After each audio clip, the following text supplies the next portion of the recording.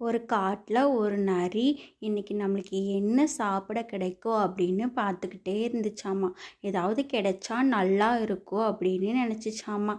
உடனே ஒரு திராட்சை மரத்தை பார்த்துதாம்மா. அதை பார்த்ததையும் அந்த நரிக்கு ரொம்ப சந்தோஷம். எப்படியாவது நம்ம பசியை தீர்த்துக்கணும் அப்படின்னு நினச்சிட்டு அந்த திராட்சை எப்படியாச்சும் பிடுங்கணும் அப்படின்னு நினச்சிதாம்மா.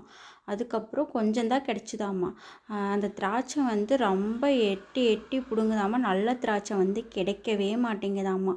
அதுக்கப்புறம் என்ன பண்ணுச்சுன்னா, எப்படியாவது அந்த திராட்சையை பிடுங்கணும்னு சொல்லிட்டு என்னென்னமோ பண்ணி பார்க்குதாம்மா. அந்த திராட்சை கிடைக்கவே இல்லை. கீழே கீழே விழுந்து போயிடுதாம்மா.